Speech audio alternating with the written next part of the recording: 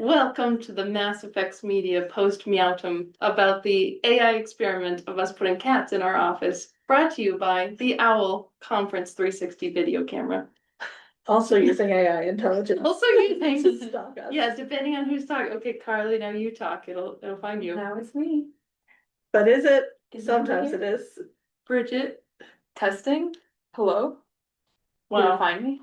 Do we have the rights to use the owl? This is the post meowtem where we're gonna just talk through where we're at with the project and then also what kind of learnings we have. So I have an agenda. What is the overall sentiment of this experiment that we did? Where can this make us more creative and more efficient? What are the costs? And I don't just mean money.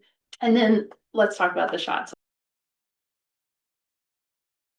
I think it was overly ambitious and outside of scope of what this can do currently.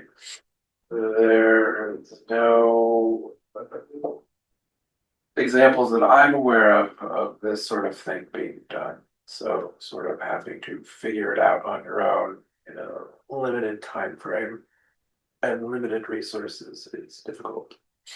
And define this thing. I mean, if you want good looking AI generated content, it is easy to do. You want to fit it into live action plates, then that's a completely different beast. Why can't we just use the live action plates based on how AI works when it's generating the pixels that we need? I think to kind of echo Brad's sentiment, like I think some of the shot direction was a little overly ambitious of what AI is capable of doing. What comes to mind is when the cat's walking across the table and we were going to have it, put the fire out of the tail. You're asking it to do a lot in a little. If I had to do this again, it would be shorter shots and much action where, we can stick a cat in it, but we have no idea what that cat's going to be doing. Yeah, having it do specific actions is impossible. I think the useful parts that I got to work on was the meshy that I was using. That was a good starting point. So now I know that if we do have a future project where we have to model something, if it's a time crunch, then we could do something that's usable. And I was able to kind of retopologize it in cinema quickly and make a working rig out of it. So I think that was a successful exploration. I would echo that too. Like it's just not just generation of assets in general. Because I mean, with Carly's shot, it's like, I was able to go in and just generate a bunch of different types of cats on green screen to fill the theater. And I think that was working relatively well with what I saw. I think another learning is the tool stacking that we had to do. We had to use meshy and then that had to go back into a more traditional pipeline that then pumped out to another tool that we could use to composite or solve the camera. Yeah. And apparently all of my ideas for a video is not conducive to AI because I'd like to control it, I'd like to direct it, and I want it to be live action. That AI tools don't quite understand, or maybe we don't know how to tell them yet. It needs to touch that mug, or it has to do something, or be behind that in space. It seems like we didn't have enough time to really figure that out if there's a tool that would allow us to do that yet. We specifically wanted to show off our space, which means we don't want these AI tools to destroy our space or scramble our space or recreate it. We want it to be additive, but what we discovered is that's not the way these tools work if we're trying to pull off something like this, that you don't affect the plate underneath it. Yeah, again, that's exactly what it was doing. It's like manipulating the back plates and it's just taking the entire footage and, just figuring out like an approximation of what is on these screens in the background. It takes things that you don't want it to attack and it attacks those, and the things that you do want it to do, it's still not dialed. So what was the time saver? For me, the modeling on this one, Okay, so that's something you could potentially use as a tool. Yeah, which is what I was mentioned earlier, like if anything needs to be modeled, it was a good starter base. About approximately how much time do you think that saved? Like at least 2 days worth. Okay. Modeling that cat. If we were paid to do this shot tomorrow, we probably would still stick with having you Traditional. traditionally do it and just only use AI for modeling. For the base, Yeah. yeah, for starting. Okay, You know, when we scope conventional projects, we need to think about, well, let's break it down. What are all the things we need to build? What do we need to have them do? And then how do we anticipate change rounds and stuff? And that gets us an estimate of workload for that shot.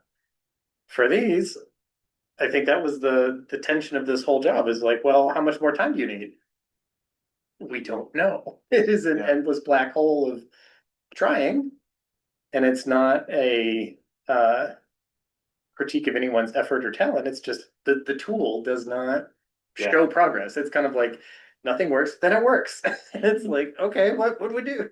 we did have that one shot that was like, it took Brad like 10 seconds to render, and then for some reason took you like half a day, and then it like just blurted out like random color boxes. Yeah. So that was fun. Yeah. Good use of time. Yeah, it's frustrating. I think the other thing people aren't talking about is when we talk about costs, is how much this will eventually cost. I think we're in this beta testing era of creative and generative AI. And one day they're gonna have to pay off the billions of dollars that have been invested in this industry. And the investors are gonna be like, where's my money now? And I think something that they're like, I did a Super Bowl commercial for $500 is now again gonna be like, well, that'll cost you $10,000 to push that button and get that epic view of the whole stadium with all the people that could have taken a team, maybe more time than that, but even so, this isn't forever gonna be the sense that it takes. Well, I mean, I can see a world where it's like kind of a hybrid of, conventional methods and then AI shots. Like I just saw an ad last night and it was for the NFL and it's basically this big barge kind of going down the street, but then it's intercut with just definitely AI generated, like a baby coming out in like full Bengals gear, like screaming that you could never get a baby to do that. I could see it kind of being interspersed. Yeah, it's interesting how almost the value is shifting back, because now I can make that thing that would cost $100,000 for the single shot. But I can't just get our office the way the office looks. With a Can you put cat my in it. product into something? And so it's like, yeah, to get a real life thing, turns out you just get the camera out and you film it, and that's gonna be valuable as well. We were having another conversation with some DP friends the other day, and it's kind of the reverse of what we're trying to do. Of now they're trying to put photographed elements into an AI world, which That's way easier. I think that's good. It's way easier, but it doesn't. We've been doing it that way. But on the same token, it doesn't obey the same rules. Like Interesting. if we were tasked with doing that and it was conventional photography, it's like, well, we would need to know what lens was used, what kind of camera rig, how far is, where's the focus set?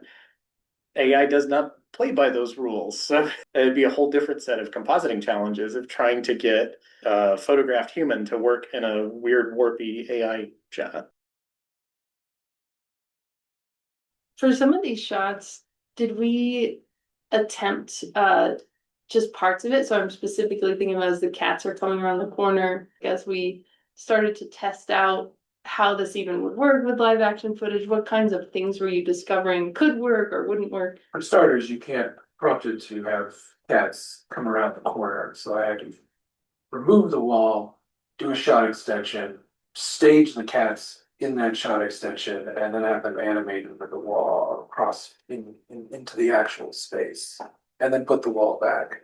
So it's a lot of hackish workarounds to try to get any of this stuff to work. Are you saying it would be easier to herd cats than it would be to use AI to make a shot herding cats? I mean, I'd consider this shot also a semi-successful attempt. I mean, because we were able to execute the whole thing. I mean, the look is not there yet, but taking, started in Firefly with the prompt of a cat. I got taken into Meshy, created a 3D mesh, then I rigged that, did the quick animation, placed it in 3D, and then gave Brad all the necessary outputs so that then he can take that into Comfy. And like, if we had more time, then maybe he would be able to maybe troubleshoot other.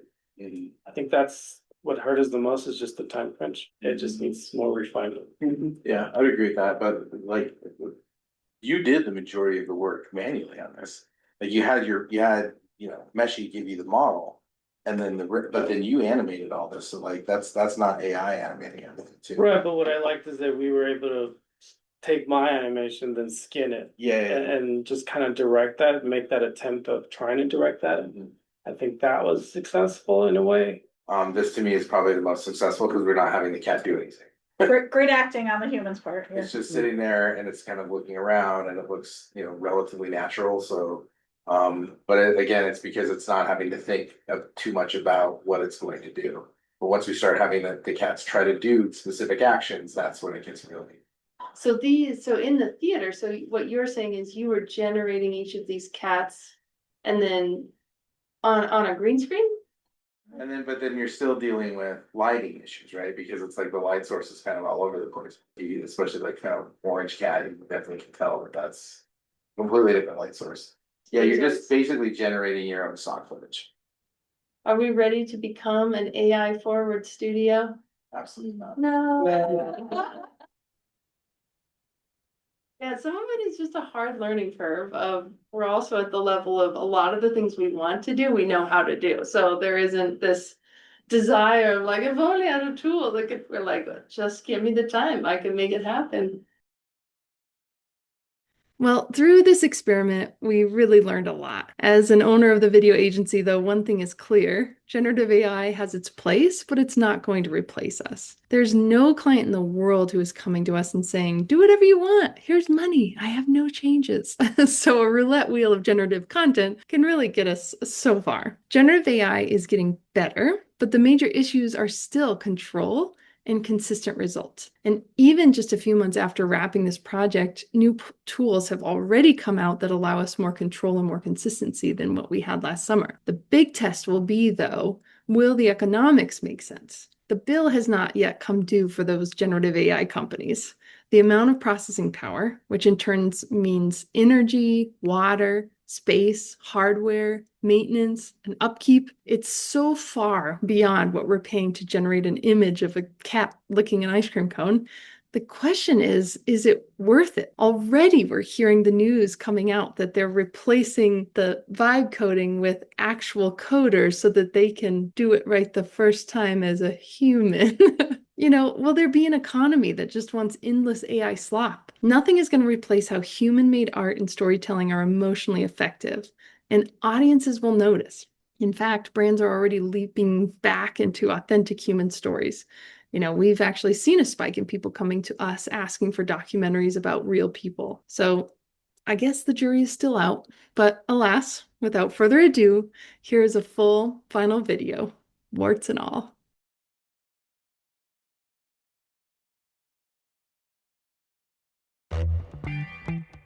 Filmmaking is a team sport with a million moving pieces. And within our 38th and Post facility, MassFX is designed to handle it all. So you can focus on your vision and not, the chaos. Nestled between Denver and Boulder, our state-of-the-art facility is your one-stop shop for post. Edit notes, sound tweaks, delivery specs, that's our specialty. If you dream it up, we can do it. Our roots in animation and motion graphics mean we think differently about your post challenges. We thrive where storytelling meets problem solving. Never worry about turnovers to color or sound ever again. Just settle into our Dolby Atmos DI theater and grab your laser pointer. We take care of the rest. We manage your entire post pipeline and help you herd all the details. So you can sit back, relax, and enjoy your show.